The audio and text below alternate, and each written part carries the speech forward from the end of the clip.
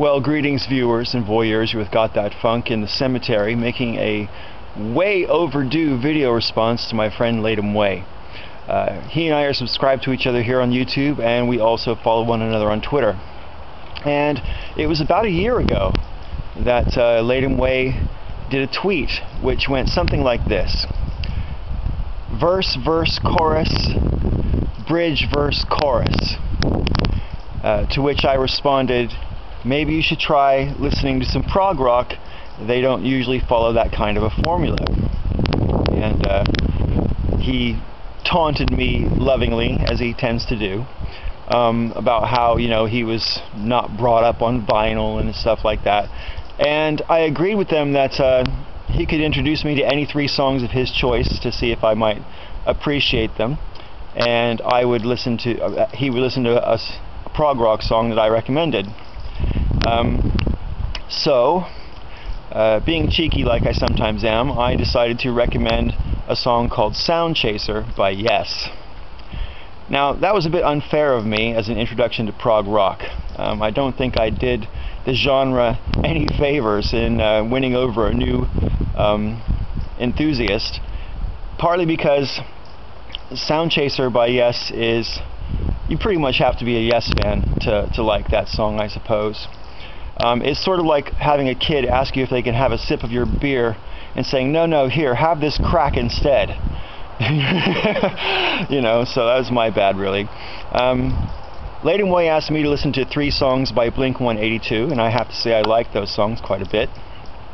I'm a fan of Blink-182 to a certain degree. I mean, I like a lot of their hits. I don't know much of their less popular stuff. But yeah, I consider Blink-182 to be a pop rock band. And before anybody gets their knickers in a twist about that description, I shall only say that I don't consider the word pop to be a derogatory term. Pop rock bands would include bands like Queen and U2, in my estimation. Both of those are some of my favorite bands. Anyway, when it comes to listening to prog rock, the reason I suggested that Jacob give it a try was because prog in general does try to break that mold, that formulaic verse, verse, chorus, bridge, verse, chorus kind of thing. Now, my favorite of all the prog rock bands would be Yes. My second favorite would be Rush. Probably the most famous prog rock band that anybody could name would be Pink Floyd. Now, prog rock grew out of the psychedelic era in the late 60s, and in the early 70s it really flourished for quite a while. And the big bands in prog at that time would be bands like Yes and Emerson, Lake and Palmer and Jethro Tull, Moody Blues, Pink Floyd, of course, and so on. And prog rock distinguished itself from other kinds of rock and roll in a certain way. Prog albums, generally speaking, and that holds true to modern prog bands today, like Tool, you know, you're really meant to listen to the whole album. The album is meant to give you a listening experience, at the end of which something's going on in here that wasn't going on before you listened to it. Prog rock very much is theater of the mind kind of music. So Jacob, when it comes to the next couple of songs that I recommend for you, I would beg your indulgence and just follow this advice. Advice number 1, make sure you've got your headphones on, okay? I'm going to be linking you to videos that are on YouTube of 3 songs. I strongly recommend not to bother watching the video. Close your eyes. Let your mind do the work, okay? Recommendation number 2. This is especially true when it comes to listening to prog bands like Yes or Jethro Tull. Don't bother trying to figure out what the lyrics are about. Don't even bother. The lyrics and the music are meant to evoke images in your head, and it's totally up to you what you do with that. So just let it happen. Imagine that your spirit is like a leaf and the music is the wind, and it just takes you where it wants to go. I know that sounds pretentious as fuck, but that's what prog is kind of all about. Prog bands tend to be relatively pretentious. The music tends to be, not always, but tends to be relatively complicated from a musician's point of view, and the themes of the songs only kind of loosely make sense. Now I'm going to be recommending 3 songs for LatumWay to listen to. He's going to do the same in a response video to me after he listens to my 3. And then we're going to have a brief discussion about what we thought of each other's music. So I was sort of battling with which way to go with this. You know, should I do 3 Yes songs or should I try different prog bands? And I decided to try 2 Yes songs and 1 song by Queen. Now earlier I mentioned I think of Queen as a pop rock band, and those of us who were fans of Queen in the 70s would have to say that's a fair description. Queen is relatively heavy rock, as it were, in the 70s, but having said that, if you actually listen to Queen albums properly, and by properly I mean from start to finish, in the 70s Queen was trying all sorts of different kind of musical styles and structures. So the first song I'm going to recommend is a song off the album A Night at the Opera, and the song's called The Prophet Song. And the reason I want you to listen to this one, Jacob, is because this is a really good example of how prog influenced pop rock. Okay?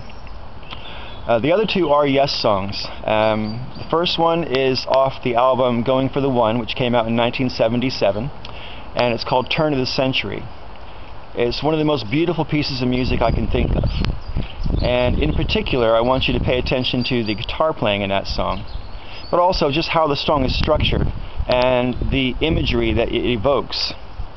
It's relatively normal in terms of the structure of the song. And last but not least, my favorite song of all time has got to be And You and I by Yes, which comes from their Close to the Edge album, which I think was released in 1972. And You and I is an absolutely beautiful song in terms of the imagery it evokes, in terms of its musical structure. And I want you to really pay attention to what they're doing there. This whole verse, chorus, bridge, verse, chorus routine, non-existent in that song. And more to the point, all of the instruments build up the other instruments in the song. It is a beautifully constructed and composed piece of music. And in particular, when you're listening to it in your headphones, pay attention to what the drums are doing. And the reason I say that is because normally the drums are the rhythm in a song.